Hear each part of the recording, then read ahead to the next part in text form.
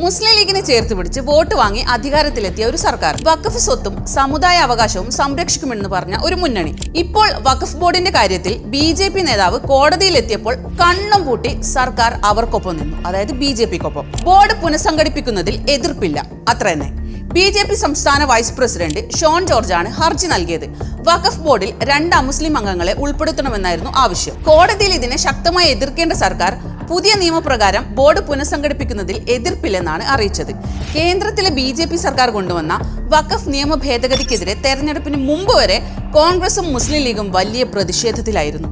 വഖഫ് ബോർഡിൽ അമുസ്ലിം അംഗങ്ങളെ നിർബന്ധമായി ഉൾപ്പെടുത്തുന്നതിനെ എതിർത്തു. നിയമത്തിനെതിരെ പോരാടുമെന്ന് പ്രഖ്യാപിച്ചു. എന്നാൽ അധികാരത്തിലെത്തിയപ്പോൾ അതേ വ്യവസ്ഥ നടപ്പാക്കുന്നതിൽ ഒരു എതിർപ്പുമില്ലെന്ന് കോടതിയെ അറിയിച്ചു. ഭരണം കിട്ടിയപ്പോൾ നിലപാട് മാറി. അന്ന് അത് കരിനിയമമായിരുന്നു, ഇന്ന് നടപ്പാക്കാവുന്ന നിയമം. അന്ന് സമുദായത്തിന്റെ അവകാശം, ഇന്ന് കോടതിയിലെ ഒരു നിലപാട് മാറ്റം മാത്രം.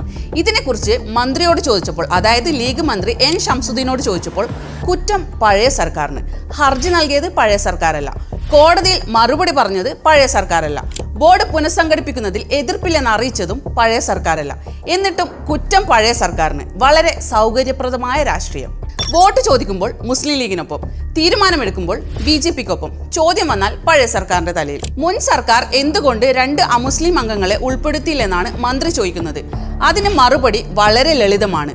ഉൾപ്പെടുത്താതിരിക്കുക എന്നതായിരുന്നു മുൻ സർക്കാരിന്റെ പ്രഖ്യാപിത നിലപാട്.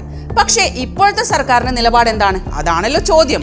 BJP നേതാവിന്റെ ആവശ്യം അംഗീകരിക്കാമെന്ന് കോടതിയിൽ പറഞ്ഞ ശേഷം പഴയ സർക്കാർ എന്തുകൊണ്ട് ചെയ്തില്ല എന്ന് ചോദിക്കുന്നത് മറുപടിയല്ല, വിഷയത്തിൽ നിന്നുള്ള രക്ഷപ്പെടലാണ്. അതുകൊണ്ടാണ് ഹർജിക്കാരനും സർക്കാരും തമ്മിൽ ഒത്തുകളിയാണെന്ന ആരോപണമുയരുന്നത്. വഖഫ് ഭേദഗതിക്കെതിരെ തെരുവിൽ പ്രസംഗിച്ചവർ ഭരണത്തിലെത്തിയപ്പോൾ അതേ ഭേദഗതിക്ക് വഴിയൊരുക്കുകയാണ്.